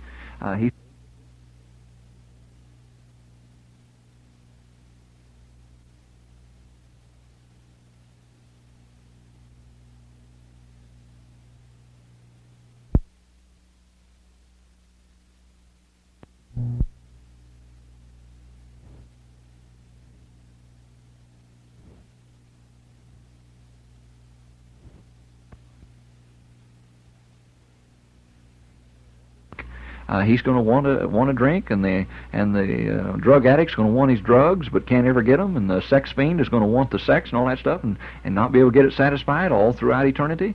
In other words, describe the horrors of hell. Have a play where you put on the horrors of hell, and write these things yourself. Here's one: have a trip into heaven, and show what it's like being in heaven, and why that everybody ought to want to go there, and so forth. Here's another: have a funeral. And man, I mean, really have a funeral. Really have a casket. I know most funeral homes will loan you a casket, and really do the thing upright. And you can have the death of people who talk about people who keep putting off getting saved, and what it's going to be like, and they're going to have their funeral. I remember a preacher preached a message called "The Death of I Will Later." That was his name. Will. And his last name was Later. I will later. In other words, I will get saved later. And he had a mock funeral and the whole thing, and had people saved. So have a funeral. Have a wedding, and set up the idea of being married to the Lord Jesus Christ, and the fact that you ought to be faithful to Him. But have a real wedding ceremony, and talk about what it is to really get saved, and have a hospital scene where you have somebody being born. Of course, the whole idea is that shows all the anxiety and all the work and all the effort and all the hard times of getting somebody born again. But then the fact is that that it's always worth it whenever they do get born again, no matter how hard it may be before. Then have a message, have a program on the second coming of Jesus Christ. Boy, here's a program we use now. I would encourage you to wait until you get a big group for this. But we had a program where we literally designed, and this was after we moved into a bigger room, and had well over 100 young people. As a matter of fact, I think we had 200 when we did this. But we wrote a script completely, word for word, from the very beginning, a whole program on the second coming of Jesus Christ. But now the difference was we didn't tell anybody that's what it was. But it was a play. It was 25 minutes long, and it was fabulous. It was really great. The whole idea was that we started out, and we were having a television show. We made our own TV cameras out of cardboard boxes, went to the television studios and got pictures of them so we'd know what TV cameras really looked like, and try to make them as close as they could. They even lit up. We had light bulb things fixed up inside, so whenever you turned a switch, little red light actually came on, and so forth. Had the WBTU, like for training union and everything, and was the channel and certain number, We worked at it. We had cameramen. We had light technicians. But the whole idea at the beginning of the program, it showed a talent contest. We had just somebody up there just singing, and a song that wouldn't offend, it wasn't rock and roll or anything like that, but just a popular song. And then somebody comes out, and here shows this one television camera. We had 2 television cameras. We had one of them out there with the curtain drawn, and this person standing in front of the curtain. They were having the program, and in the middle of their song, somebody comes out and says, "Ladies and gentlemen," and the camera turns to them and says, "Ladies and gentlemen, we interrupt this program for a special news telecast. And we now take you to our news studios and station W such and such. Come in, Chet," or whatever you want to call him, And then the lights suddenly went out, the curtain opened, and behind the curtain was a complete newsroom. It looked like a television studio.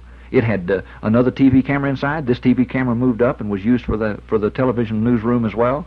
And it showed a man sitting at a desk, the props around him, and had the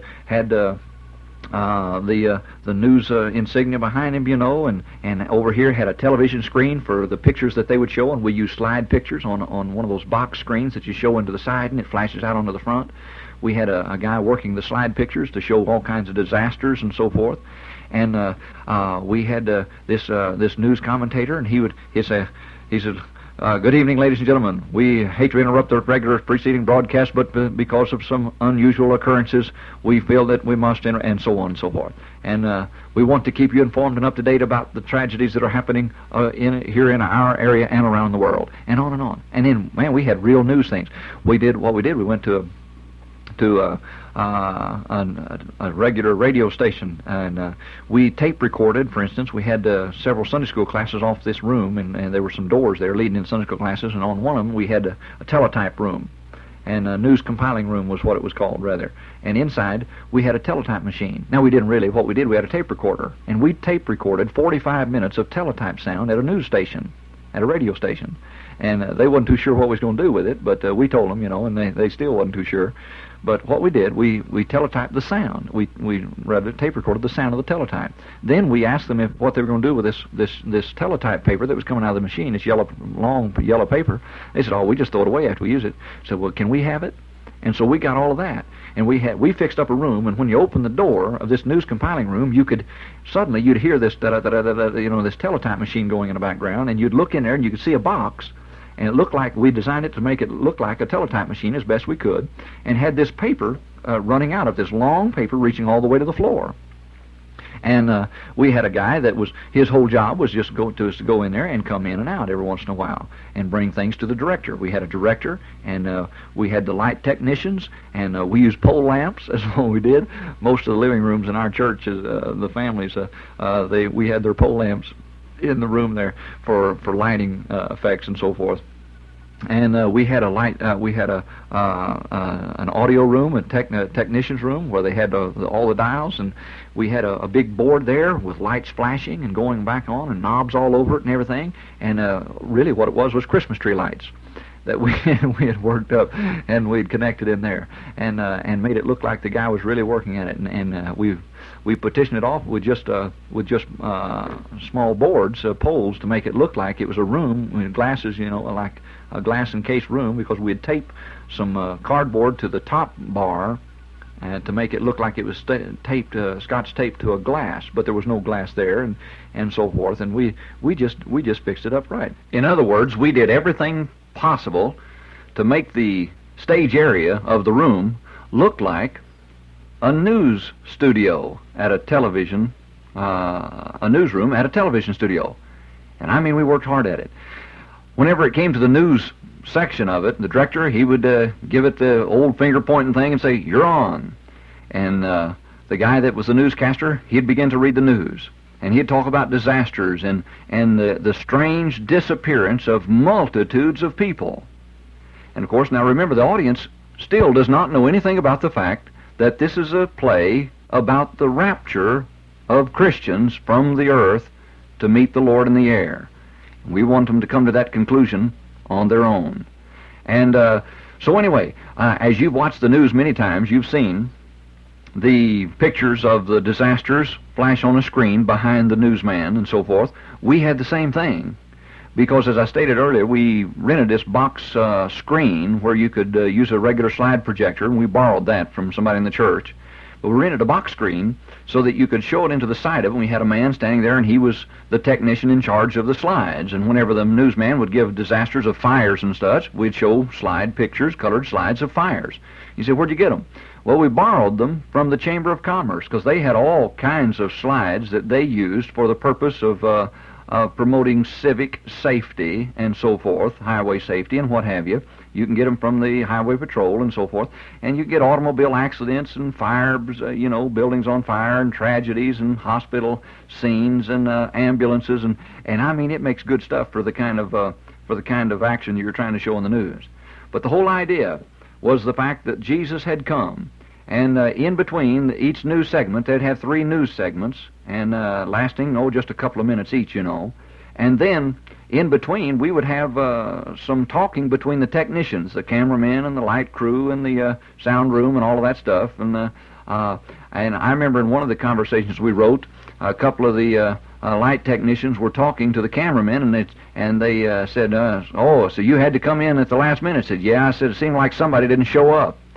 And then one of the cameramen spoke up, and he said, no. He said he did show up. Old preacher did come. I saw him come. And I saw him go into the dressing room, the men's room, to get ready for work. And he said, and I wondered what happened to him. A few minutes later, I went in there, and I couldn't find him anywhere. The only thing I could find was his clothes that were laying on the floor in a heap. And the strange thing was, his T-shirt was still inside his regular shirt. It looked like he had pulled them both off at the same time, and they were laying right on top of his pants, and the shirt was still tucked down inside his belt. He said, now, I don't know how in the world he got out of his clothes like that, but he said, I know he was here. But the old preacher, he's always talking about the Bible and everything like that. He just snuck out. And, of course, naturally, we know what it means, that he was a born-again Christian, and that the rapture had taken place, and he had been taken out with all born-again Christians. And so we began to build the picture of the fact that Jesus has come. And then the director and the newscaster, they talk some during that first break in between the first and second news segment. And the newscaster, he says, hey, he calls him by his initials, and he says, hey, he said, J.R., he said, see if you can get a hold of my wife. He said, I can't get a hold of her. And he said, man, this thing's not just happening around the world, it's happening right here in our town. And he said, I wasn't able to get anybody at the house.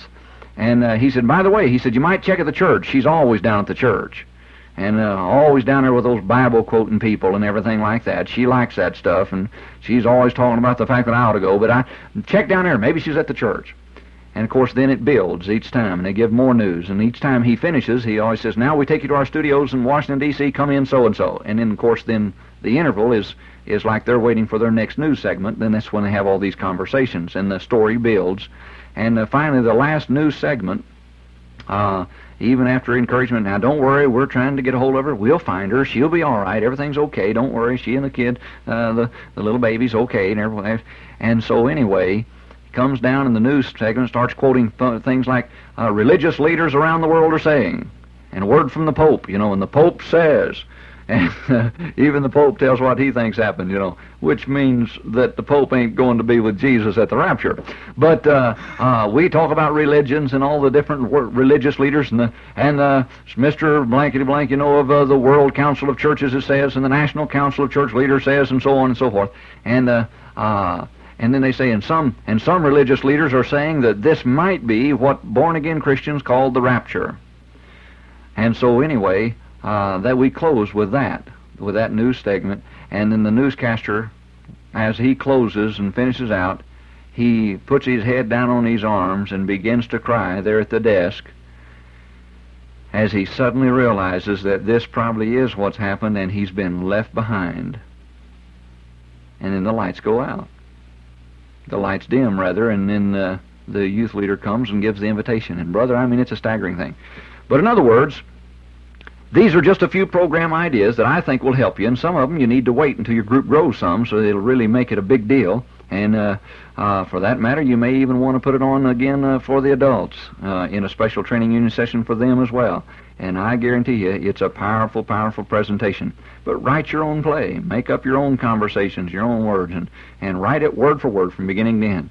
And also, Again, I remind you, the second idea of the program is that you want to try to decide now how to get that one idea across that you're trying to get your young people to understand.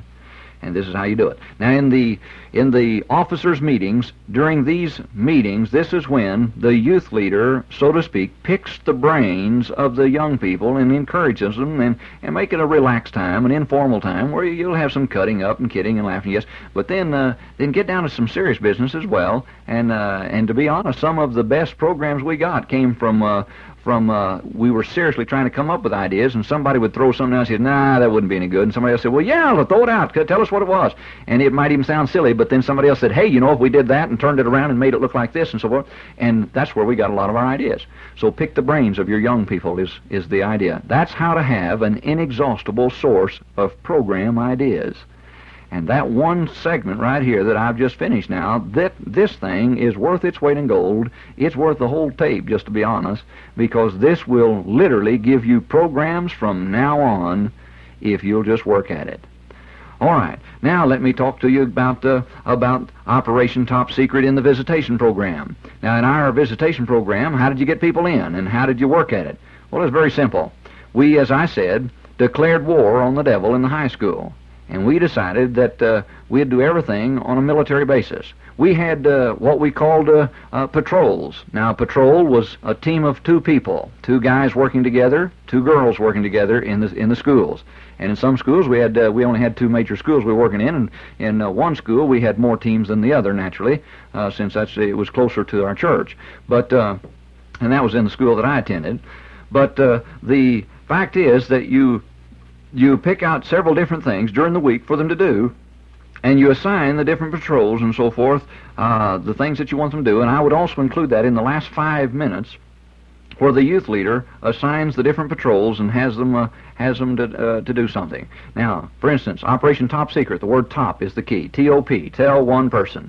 In other words, here's one thing we did that worked like a charm, and that is to have every person in your youth group contact one person that week that's a boy and one person that's a girl. Now, to make my point clear, I want you to understand that everybody is going to contact the same boy and the same girl for that 1 week. In other words, you pick out a boy and a girl, preferably a leader. Always go after leaders. Man, if you'll go after leaders, then you'll get some of their friends, too, because followers will automatically come. Go after the student body president and the student body officers. Go after the school chaplain. Hey, we even got our high school chaplain saved. I think that's a good idea. I think every high school chaplain ought to be saved. But we even got our high school chaplain saved. We worked at it. We went after the football players, the basketball players, the baseball players, the track stars. We went after leaders. We went after the toughies, those that were leaders of the wicked crowd as well, gang leaders. And we won many of them to Jesus Christ. Now, it can be done if you'll just work at it. Now, what we did on the tell one person, can you imagine? Let's say you've got 20 people in your youth group, just a small group. Let's say you've got 20 young people in your youth group. Can you imagine what it would be like that week to pick out one boy and one girl? Let's say let's talk about picking out old Tom and then pick out Jane. Can you imagine 20 people going up to Tom during that week and introducing themselves to them and saying, hey, Tom, just wanted to meet you, heard a lot about you, and wanted to give you a special invitation to our youth group that week. I mean, after a while, you're going to make an impression on them. Not only that, if they don't know who Tom is, they've got to find out, and that means they're going to have to ask around the school some. Well, do you know who Tom so-so is? And I'll guarantee you, after a while, some of his friends are going to say, hey, Tom, they're looking for you. But I'll guarantee you it'll work, too. There's nothing better than to think that you're important. That right there will win a lot of influence with people if you'll make them feel important. And same idea, go after Jane. All 20 people, contact Jane that week at least once, introduce yourself to her, and if you don't already know her, and invite her to the youth time. Tell her that, boy, you really want her to come. And each week, you have 2 people picked out, one boy and one girl, and everyone tells that one person they'd like to have them in their youth group. Now, that works. That really does work. And then you have each patrol. Now, that's individual basis. Everyone tell one. But then the patrols, they pick out one person. The boys pick out a boy, And the girls pick out a girl. And then the teams of 2 boys, all week long, every chance they get, they are working to try to get this person to be their guest. Not just once or twice during the week, but every day, preferably. They go out of their way, try to see this person, and remind them, say, hey, don't forget now, we'd like to have you come. We've got an unusual youth group, and you'd really enjoy it, and we want you to come. It doesn't matter if they go to another church. Most of the other churches, especially the churches that aren't worth shooting, most of them don't even have services on Sunday night. And so you can get them Sunday night easily if you'll just work at it. And do the same thing with the girls. And then also have a deal where maybe once during the week you'll have every person in your group, all 20 people. All right, 20 people, let's everyone bring in the names and addresses and phone numbers of 5 new people at your school that you do not know right now. And they must be new people. In other words, go up to yourself, introduce yourself to them, and invite them to the youth group and tell them you'd like to have them come and get their name and address and their phone number so you can call them and invite them again, even over the phone. But work at it. Work at it. And well, can you imagine sending 20 people out to get 5 names? That's talking about 100 contacts made that week. 100 prospects will be contacted just for that next Sunday. And I'll guarantee you contact 100, you'll get some. You'll get some of them. And we got the school directory. Most high schools have school directories with a name, address, and phone number of everybody's in it. We bought several copies of our school directory, and we had phone committees going. Some people were too bashful to talk to others, and so we just had them use a phone committee, especially the young ladies, and we worked at it like that, had them call them up and invite them. We sent letters out. We sent a letter to everybody in our high school before the year was out. Got a personal letter, and it wasn't a form letter, but it was an individually typed letter inviting them to be our guest at the youth time and encouraging them to be there, saying that many of their friends were already there. And we worked at it. In other words, the idea is that you team up for Jesus Christ and try to win your high school to the Lord. Try to reach as many people for Christ as you possibly can. There is no way in this world that you can lose on a deal like that. If you'll just work at it, you'll find that it really will work, that it really will do the job of reaching other people for Jesus Christ if you'll just go after them. We set up a regular teen visitation program as well. And on Saturdays, we'd go out and we'd contact the prospects that we had found, and those that we knew we might be able to reach for Jesus Christ. And the primary thing was we just try to get them in. Now, there were some times that there were teenagers who knew how to win souls, and they'd work at winning souls, and they'd do their best to win them to Christ right there in the homes. And many times that did happen, and they'd come forward, and they'd tell about being saved in the youth time, and then, of course, go forward in church as well. And we'd let them give a testimony, just a brief thing, just saying, I'm saved. Kind of break them into the idea of confessing Christ before men. And we worked at it, though. As I said, we had maneuvers in the visitation program, and that's what we called it. We were going out on maneuvers and on patrols and trying to reach people for Christ. I remember we also had what we called a motor pool.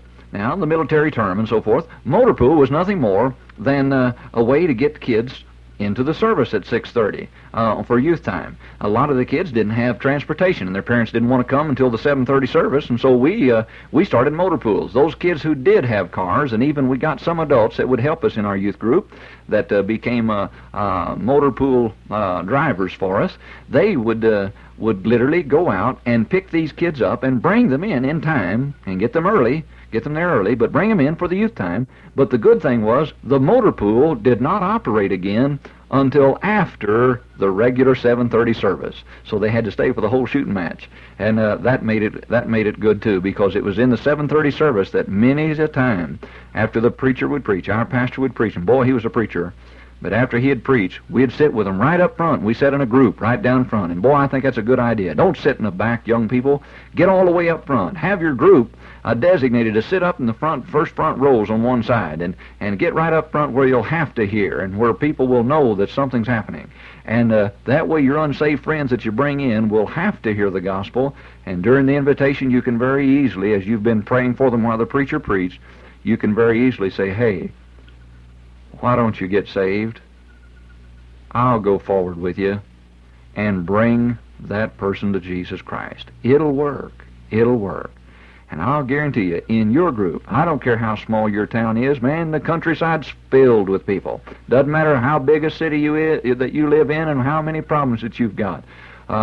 Oklahoma City, we had almost 1 million people, and we had problems, and our high school was full of gangs and the black leather jacket crowd and the switchblades and all of that, but we still reached them for Jesus Christ.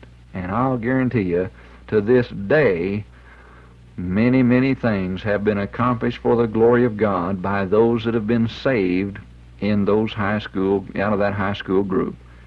You can reach your friends and loved ones for Jesus Christ if you just will, if you just mean business about it.